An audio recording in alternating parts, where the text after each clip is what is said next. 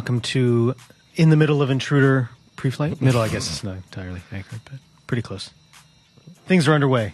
Shit is happening. Yeah, I was going to say, not directly in the middle, Right. but... It has begun. Yeah. Intruder has... I was trying to think of the other way, but I fucked it up. Today we are going to talk Gundam 0083, some of our favorite short films, and give you a look at the last week's Intruder episode and a little quick sneak peek of this coming week's Intruder episode. We've got a one-man's trash where I do the impossible once again. Another hero. That's true. Thank you for saying True hero. I've been waiting my whole life for you to say those words. Yeah. And this week's Adult Swim singles. Let's jump into Gundam 0083. 83. Back in the aughts. Universal Century.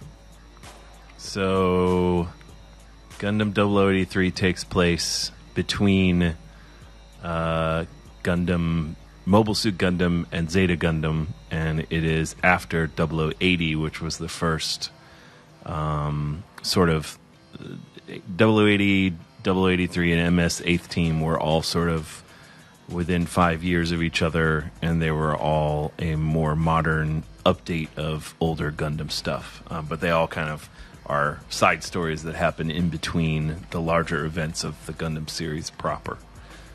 So 0083 was an OVA, an 11-part OVA? 13. 13-part OVA.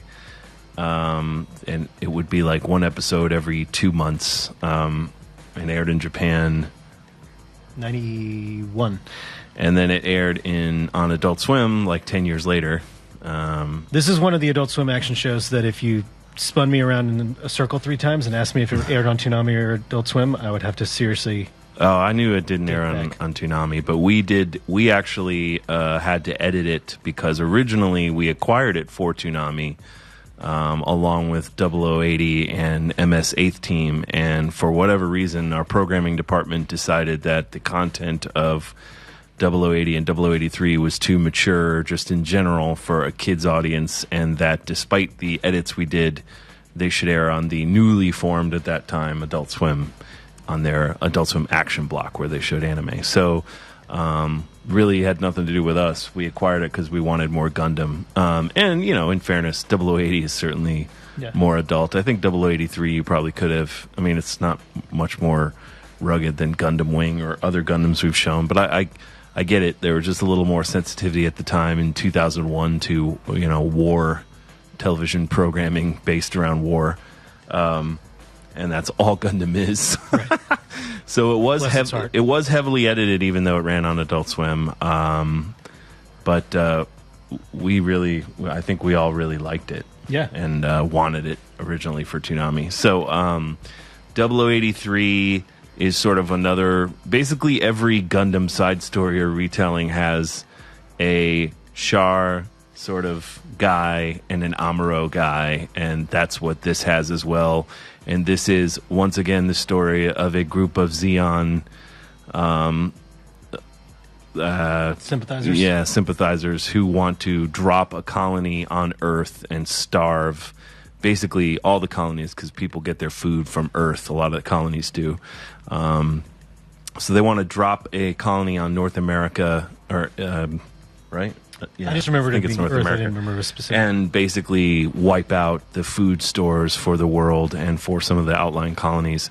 So that's the larger plan, and then it follows an advanced Zeon unit that are basically paving the way for the larger force that are going to drop the colony, and then the Federation pilots that are trying to stop them.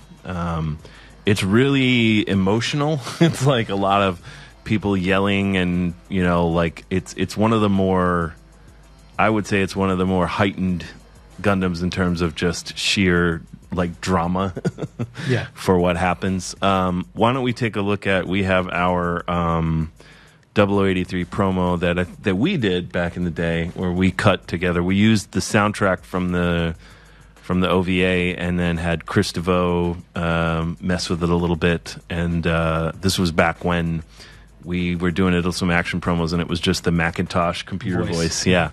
So let's check out our original promo for Gundam 0083. Now commencing operation started. Don't be a fool! It's the Xeon! They stole Unit 2 and it's armed with the nuke! It's the Xeon! We must live on to carry out the will of our leader. We don't have the strength to move against them. We must prevent that weapon from being used. Let's go now! Gundam moving out! Xeon will rise again. To victory! Fight for death! Gundam 0083, Saturday night at 12:30. I missed that voice. So high drama, and I love the soundtrack. The soundtrack's great. The show looks wonderful. I mean, it definitely looks of its time. It definitely looks like an old school sort of anime, but I love that. But it looked style. great. I mean, at the time, Yeah. and holds up surprisingly well for being 25 Yeah, years and it's a old now. good self-contained little Gundam story. If you don't know anything about Gundam, you could watch 0083 and not be feeling lost. It's a real good little way to get into the Universal Century, which is the larger Gundam timeline. It's a good way to get into the Universal Century Gundam, just because you don't really need to know anything, and it kind of sets up most of the main conflicts. It references what happens in the original Mobile Suit Gundam series, but it doesn't not in a way that you were like, what the hell's going on? You know what I mean? And you get a little code Nina Purpleton, Annabelle Gatto, Purpleton. love triangle, and the last. Yeah, they get a nice shenanigans. there's forbidden love. There's lots of death. There are some amazing battle sequences in space. And I have highlighted perhaps one of my favorite deaths in all of the Gundam Universal Century timeline. So let's watch this. Damn you all to hell!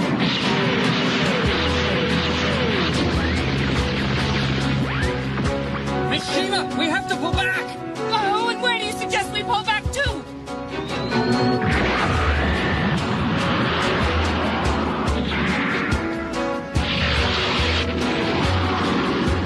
A demolition chain. Has he stopped moving?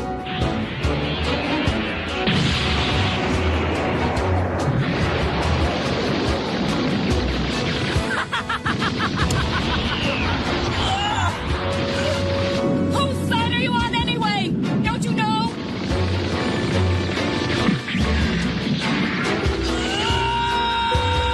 What?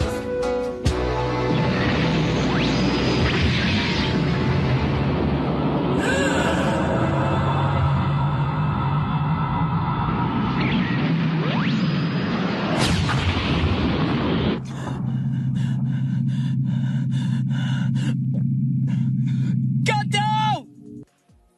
And Death by- spoiler alert: death by impaling, Gundam lance followed explosion. by getting your brains blown out. Yeah, that was Shima. She's sort of one of the main characters. But yeah, they do a really good job of sort of everyone's motivations. You know, one of the strengths I think of the Gundam universe is they give everyone strong political and personal motivations, and there are certainly bad people, but most of them are just driven against each other for basically ideological And then reasons. they fall in love. It's not necessarily like there's no smirking villains and perfect heroes. You know what I mean? Yeah. Something I've always liked about Gundam. And this Gundam, they really work hard to do. They're pretty realistic. Like when ships get holes blown in them, the vacuum Yeah, of space sucking. sucks people out, and they have to put on spacesuits when a hole gets blown in the hull, and it's like just a solid science fiction It's some anime. Badass Shoji Kawamori mech designs. Yeah, it looks beautiful. The toys were great, which I think you can still get out there because they reprinted a lot of those toys. So Gundam 0083, if you haven't seen it, it is currently only available on DVD, old school DVD, since Bandai Entertainment went out of business. I think Right Stuff will probably be remastering and re-releasing all of these. I mean, I know they made Once they start making it through all the catalog. I mean, they made a deal with Sunrise, so they're right now just doing the series because they've got, they've done the original Gundam, Zeta Gundam, Double Zeta Gundam. They've done Char's Counterattack. They've done V Gundam. They're doing Turn A Gundam. So I think it's only a matter of time before they get to 0080, 0083, and MS 8th Team, and I'll probably buy all three on Blu-ray.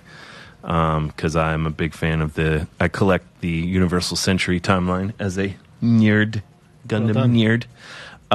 So let's move on to our question of the week, which doesn't really have anything to do with Gundam, but oh well. And it is, what's sort of an OVA short film. What's your favorite short film?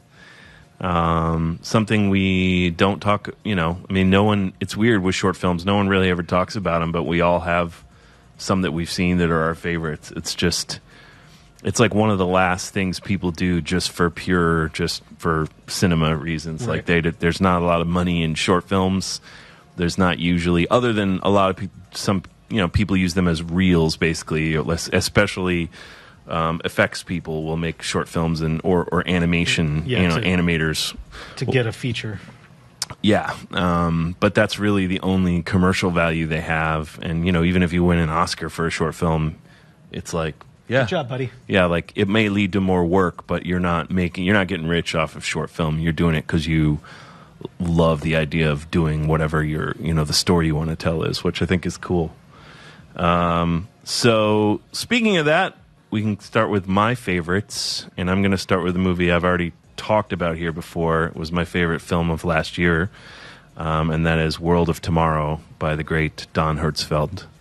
I've talked about it before, so I'm not going to go too ham on it, but it's about 20 minutes long, and it's completely self-contained, like all of Don Hertzfeldt's animation. He's been doing short films for, 15, 20 years, and he funds them himself. And this one is about a girl in the future, and that's all I really want to say. But he does all the animation himself, scripts it, and it takes him years to do each one of these. He has one, I think that's won an Oscar. It's a Beautiful Day, I believe, is another amazing one. That one, I'm pretty sure. I don't know how I would do that research, Gil.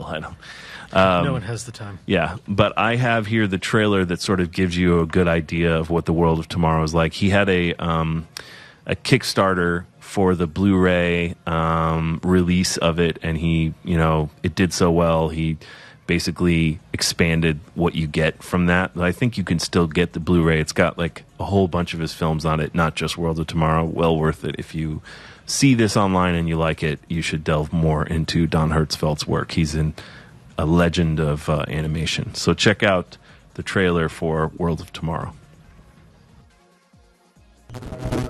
Hello, Emily.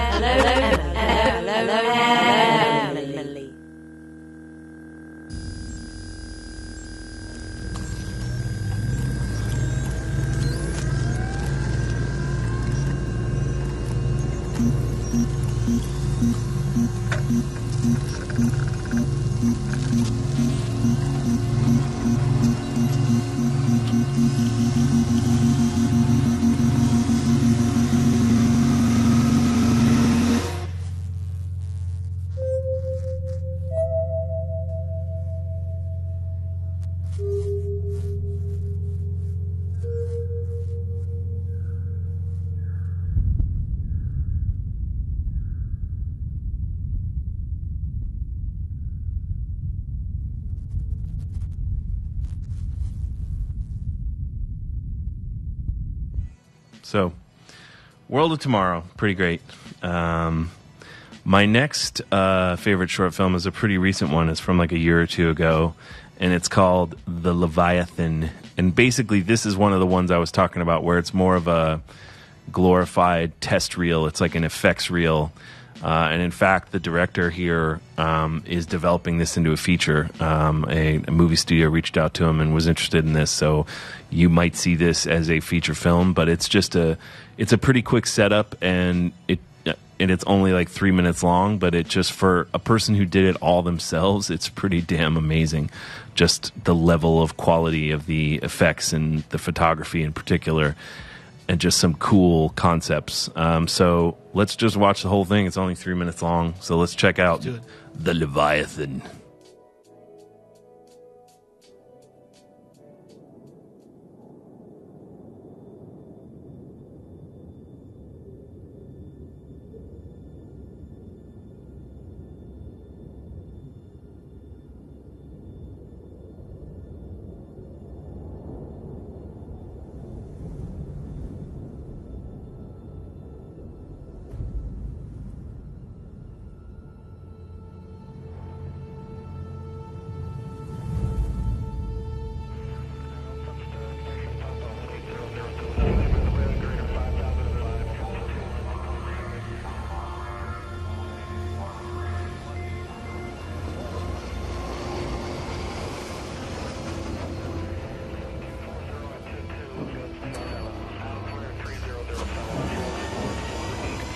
1, you're ready to launch. Yes, sir.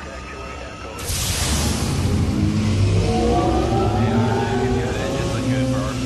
All right, here we go. 5, 4,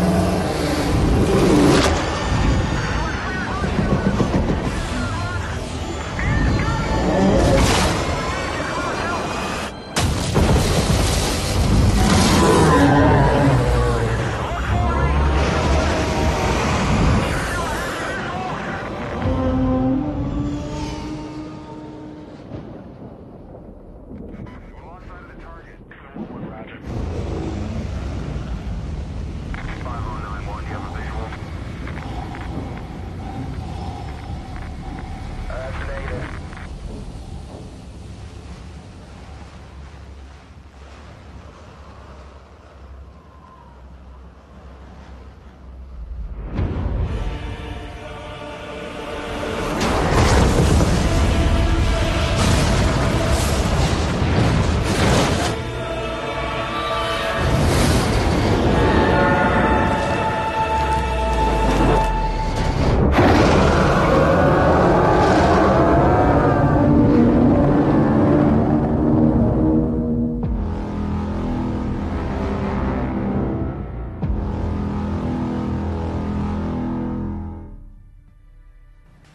So it's more of a fake trailer than a short film, but it's pretty awesome, and you can kind of see a Miyazaki influence, and certainly Moby Dick, because they're hunting these whales, and they break them down and turn them into fuel. But pretty awesome. Just the level of design and effects, in particular, the way it's shot, just pretty great. Looks great. So finally, my next favorite short film is a very recent one, and it's a music video actually from Porter Robinson, and it's called Shelter. And it's actually bizarrely somewhat controversial because he developed it with basically Aniplex. Aniplex is, I think it's A1 is the studio, and spent a year working on it, and so it very much is in the style of an anime, but the biggest anime message board, which is of course Reddit, deleted it from the board because the mods of the board said, well, it's not anime. So then it caused a huge rift of these, of hardcore fans like threatening the mods and stuff. But basically their position is, this is work for hire. This is like if when Sunrise did Batman the animated series, or Thundercats. Like, this is developed by someone who isn't Japanese, and it's not intended for a Japanese audience. So that means it's not anime, which is sort of their definition of anime. And then other anime fans are like, well, yeah, but it was made by a Japanese studio. It's certainly made in the style of anime, and it's not made just for a Japanese audience. But most anime isn't made just for a Japanese audience anymore. So why isn't it anime? So it just raises an interesting philosophical question for those of you who care about things like that. As somebody who's involved in co-productions, I find that an interesting question to ask. But a lot of Toonami fans and other people have put this in front of me. I think it's great. We would show it on Toonami, but the full length is 6 minutes and change, which is just, it's too long for us to put on Toonami proper, unfortunately. I totally would. I think it's a really good music video. It's kind of sad. It's kind of sweet. It might make you tear up. So we're not going to play the whole 6 minutes because that's too long for even our show, but we'll play the first 3 minutes. And if you guys want to see the rest, it's online. It's already got like 7 million views, so just go find it on YouTube. But this is Shelter.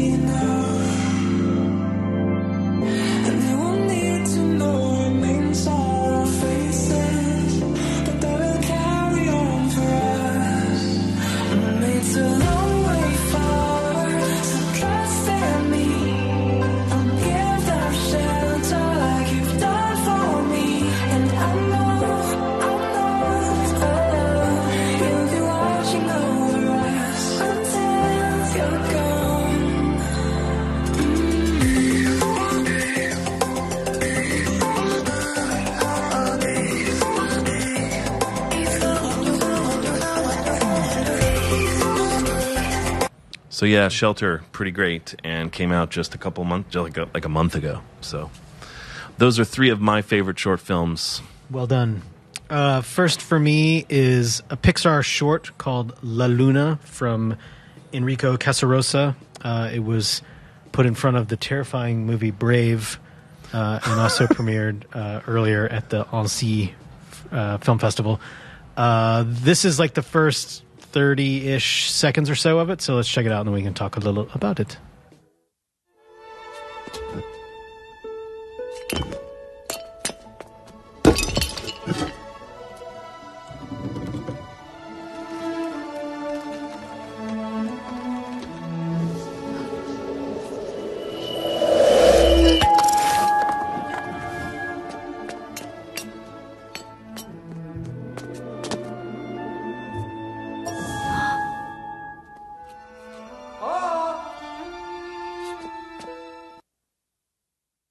So that's not actually the first 30 seconds, but that's the story of a young boy and his father and his grandfather that go out in a seemingly fishing boat, and it turns out that they're actually there to clean the moon of the stars that fall. So Pixar shorts are always great. That one's actually not one of my favorites, but they're all good. Like, you can't really go wrong with a Pixar short. Yeah, I like that one because it is multi-generational. It feels very much like a personal story told by him, and I just like that it feels very much like if you have ever been in that situation, like the cleaning the moon. Yeah, I mean, it's exactly like you do. Did you and your dad clean the moon when and you were my a kid? grandfather passed on from generation to generation. So that's why you relate to it hardcore. No, just the different ways that different generations do things, and you're all sort of going the same way. But It touched me in the dark, cold place where my heart would be if I had one. That's very sweet. Thank you. I was being sarcastic. Oh, well, that wasn't very nice. Yeah, no, it wasn't. Next for me is The Man Who Planted Trees, Frederick Bach's Oscar-winning 1987 short from an adaptation of the Jean Genot L'Homme qui plantait des arbres story, which also means The Man Who Planted Trees. Did you take French in high school?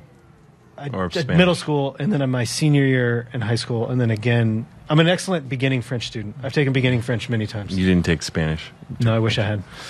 I figured. If I had to do it all over again. I figured you for more of a French guy. I took French in middle school because of the Madeleine books. Yeah, I mean, and because you're an asshole. Yeah, and you Tintin. just, I mean, and there was a cut to the chase. If you took Spanish in middle school, you didn't get to go on a trip, and if you took French, you got to go to Belgium. So right, so exactly. Belgium is lovely in the spring. Yeah, of 1987. Little Frenchy Gill. It makes perfect sense to me. I should have brought my beret. I took Spanish. Yeah, I should have. I wish I had. More practical. Indeed. I've taken Spanish, but not in school. I took Spanish for 7 years, all told. Do you hate this place? So this is the first 2-ish minutes of the story, and it's in English, so you don't have to think too hard. French out. Yeah, so it won't be disgusting. So let's check this out.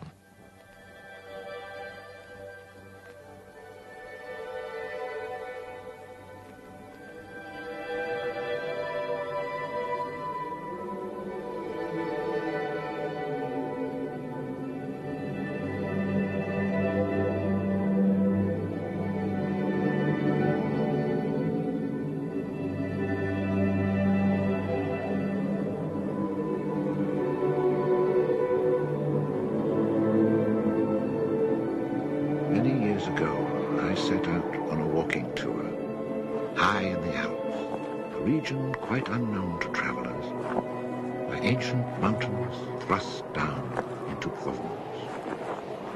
The trek began on barren moors, 12 or 1,300 meters above sea level, through land that was bleak and monotonous. Nothing grew there but wild lavender. My route led across the region at its widest point, and after hiking for 3 days, I found myself in a wasteland, desolate beyond description. I made camp near the remains of an abandoned village. The day before, my water supply had run out and I had to find some. The cluster of houses, although they were in ruins, reminding me of an old wasp's nest, made me think that once there must have been a fountain, or perhaps a well.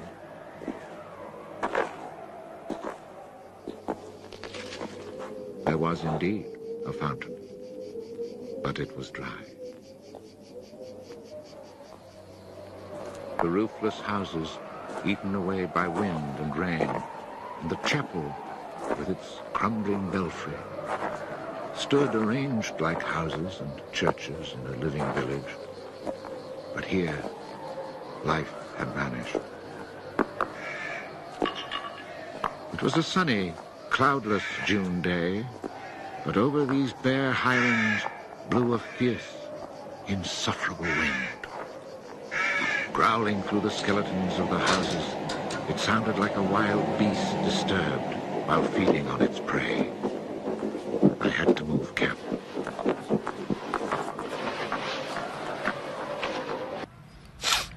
Wonderful. It's a very pleasing very story French. Of it feels very environmentally French. Friendly.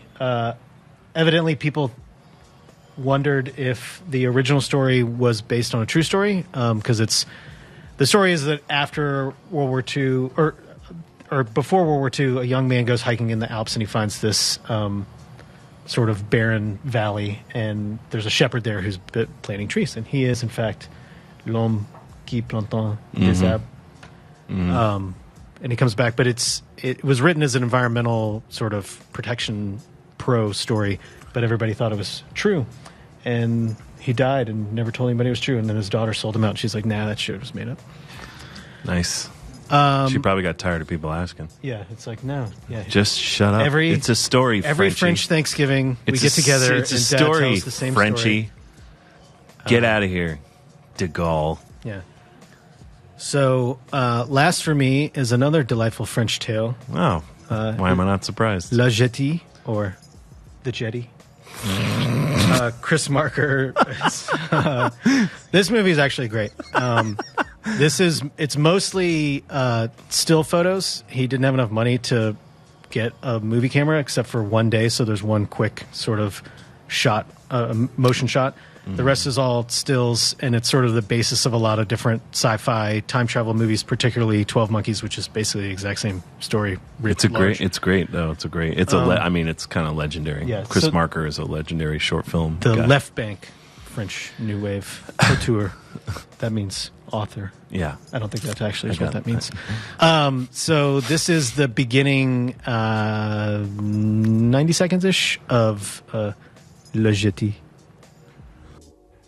This is the story of a man marked by an image of his childhood. The violent scene which upset him, and whose meaning he was to grasp only years later, happened on the main pier at Orly, Paris airport, sometime before the outbreak of World War III. Orly, Sunday. There the parents used to take their children to watch the departing planes. Of this particular Sunday, the child whose story we are going to tell was bound to remember the sight of a frozen sun, of a stage setting at the end of the pier, and of a woman's face. Nothing tells memories from ordinary moments. Only afterwards do they claim remembrance, on account of their scars. That face, which was to be a unique image of peacetime to carry with him through the whole wartime, he often wondered if he had ever seen it, or if he had dreamed a lovely moment to catch up with the crazy moment that came next. The sudden roar of the woman's gesture, the fall of a body, shrieking people. Only later did he realize that he had seen a man dying. Oui. Mon Dieu. So the story is a man is being held prisoner in a post-apocalyptic, post-World War II Paris, and the scientists... World War III. Or No, World War II. No, he says World War III in there. He says his memory is before World War III. But nah. Yeah. Okay, we just watched it, and I was paying attention. I was not. That's par for the course. Check it out. Let's say a war. A war. Yeah. So they're... Big war. One of several world wars. The world. And it's not going well post that... For France. Particular war. It never is. It's true. Time travel. Sorry, Frenchies. Some people need to fix it. This guy, his memory. Cool. Go see it. Let's check out some of Adult Swim Facebook's favorite. Yeah, let's do that. Short films. Adult Swim Facebook. So, excuse me, we have Kung Fury, which of course was very popular and a lot of fun. Dirty Laundry, which I have not seen. It's Such a Beautiful Day, which is another Don Hertzfeldt and probably a slightly better known one than World of Tomorrow. Shelter, of course, because that's top of mind for everybody right now. And Willow, which I guess is a joke about the height of... Short as opposed to tall. It's not cool. It's not a cool... We don't approve of that. It's not cool to joke about Warwick Davis. He's a good actor. Cinematic legend. Yeah, he's a good actor. He's been in a lot of good movies. Willow wasn't one of them, but I don't hold that against him. He's got to make money, too. You are great. So let's check the Toonami Facebook pick. So top of mind for Toonami is Shelter. Garden of Words, which is great. Paperman, which is, I think, that Disney short from a few years back, which is wonderful. Kung Fury again. And, of course, Little Witch Academia, which is wildly popular right now. So all solid choices. Except for the dicks on the except for the smart smartasses who picked Willow. But it's a little levity brought to the proceedings. Sure. So now let's go to our sneak peek this week, which is actually a sneak peek of what some of you have already seen. Repeak is what we're calling it. But if you haven't seen it, it's new to you. So this is episode 1 of Intruder 3, which if those of you who have watched by now know that giant sandworms are attacking the base. So there's a big storm, some sandworms, and we don't know much more than that, but let's check out what happens.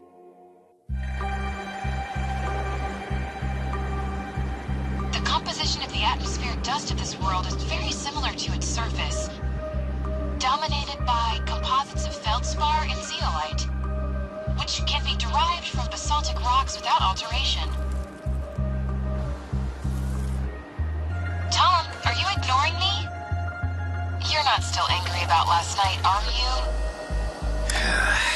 The karaoke program has a filthy, lying mouth, Sarah. I have a beautiful singing voice. Fine, I'll delete the software. Then can we talk about my environmental report? I wasn't ignoring you or your report. Just, the weather here is actually nice for a change. Clear enough that we can finally explore. Take a look around Shogo 162. Storms on this planet are... Tom, I'm sorry to interrupt your exploration, but we have an emergency. You need to get back to the station now. Sensors are reading another radiation storm approaching rapidly from the southwest. Of course, I just had to say storm. Hey, Sarah, there's something out there in that storm. Calibrating sensors. Scanning. Affirmative. Reading organic life. Large and moving fast. Tom, it's headed this way. I suggest you pick up the ping. What's that, Sarah? Wind is kicking up pretty bad. You want me to cut to the chase? No. Wait, one moment. That's strange. The readings have subsided. The life form has fallen off our scopes. I don't like it when things get quiet all of a sudden.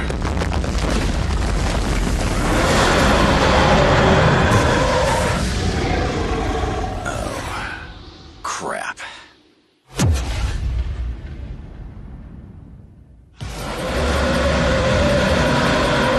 Leaving the base was a bad decision, Tom. Sarah, open the hatch. Pretty please. Intruder 3 continues next Saturday night at midnight. Only Toonami on Adult Swim. So, short but sweet.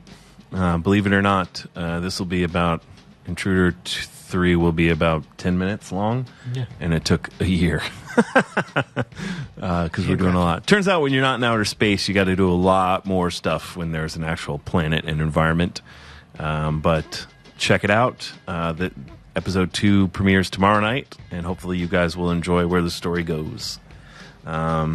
So up next, we have Gil, the hero of legend. It's true.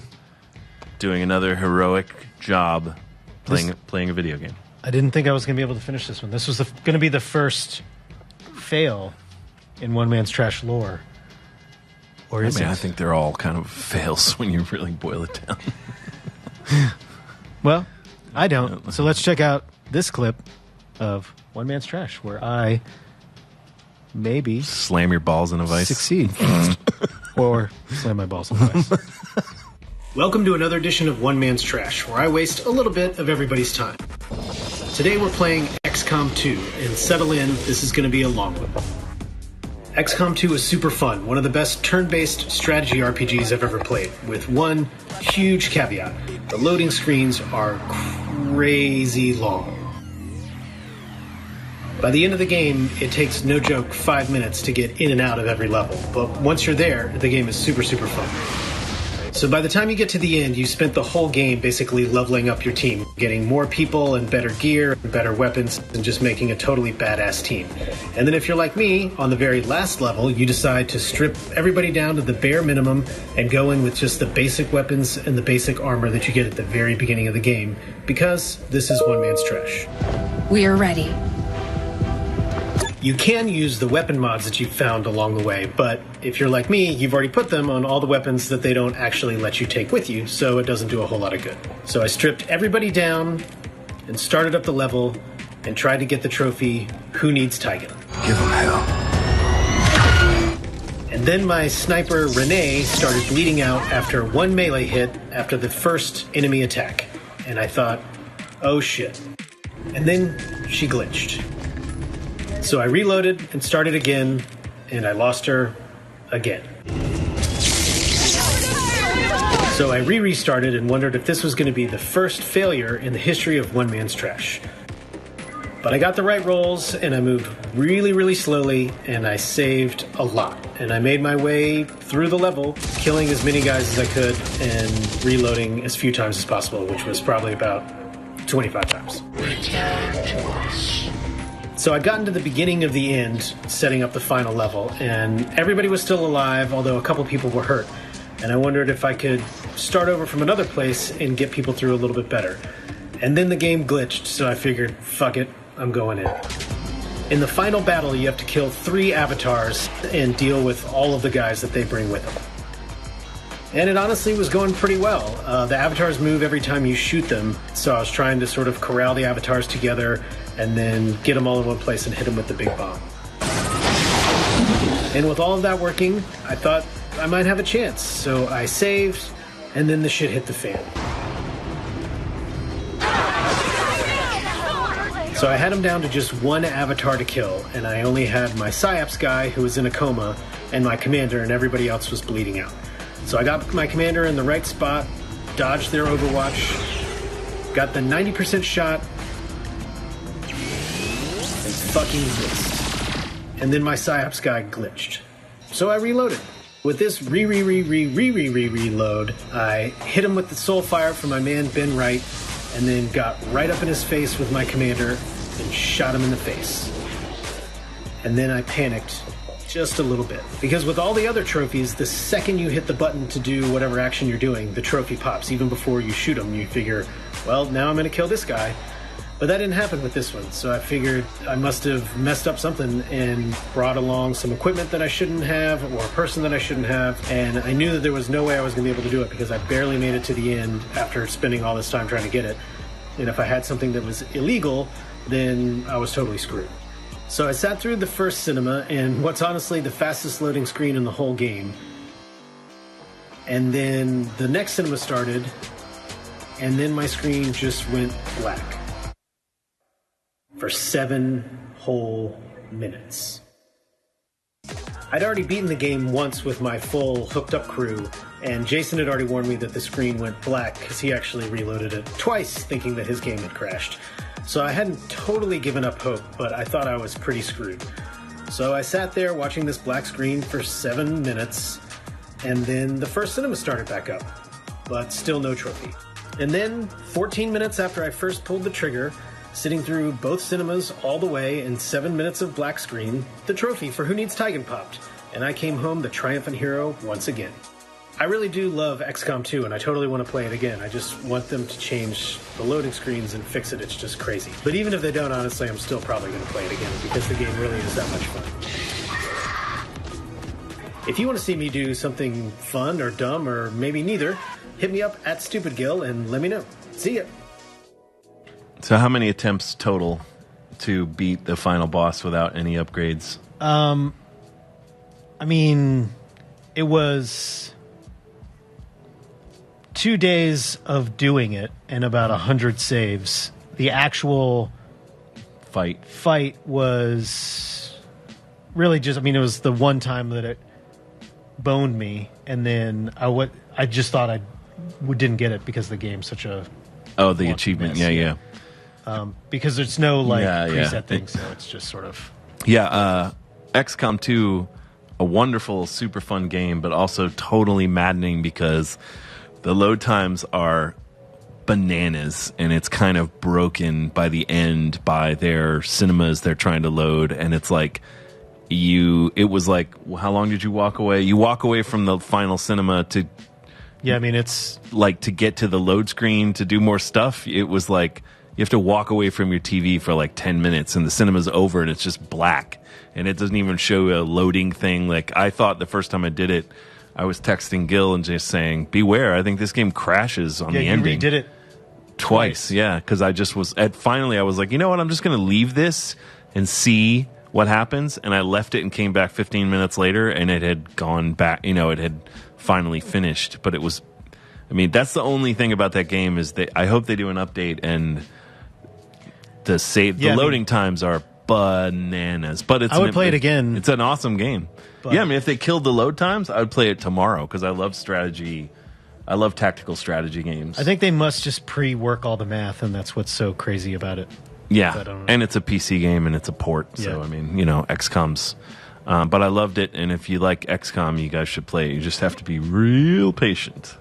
Or go make a sandwich every now and then. So, finally, this week we have a new Adult Swim single. So we surprise announced 6 more songs because we just can't get enough, which is going to take our grand total of Adult Swim singles up to 31, I believe. I believe that's correct. We're getting the thumbs up. Yeah, so 31 singles for you this year.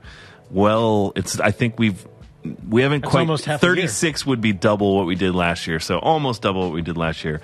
So this is this week's Adult Swim single, a new jam from Lord Raja, who we have released an album with, and whose music we use on Adult Swim a lot. He is on Warp Records. He's on Ghostly Records. He's an amazing artist. This is a new song from him called Fox Den, and it was released on Wednesday.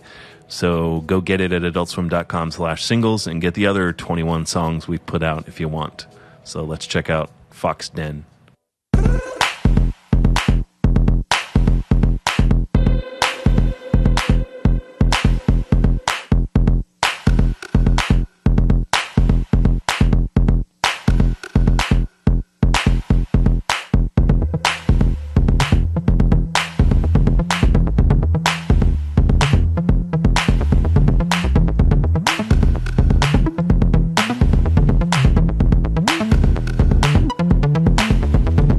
I meant 25 songs, but yeah. And I meant World War III. So our math is not our strong point. Lord Raja, Fox Den, check it out. And in the coming weeks, we have actually a lot more metal because I felt like we didn't get enough metal jams. And then we're going to close out with Mass to Killa. So we close out with Wu-Tang, which I think What is about the bonus? a strong finish. Well, 10 tracks. There might be a bonus. If you let it just play for 10 minutes, then the other track comes on. That's a great idea, Gil. Thanks for the suggestion. Sure. I'll write this down. Yeah, just go ahead and email it to me, and I'll delete it. That's it for today's episode of Toonami Pre-Flight. Thanks for watching. Hope you enjoy The Intruder, which will be going on all month, and we will see you next week. Bye.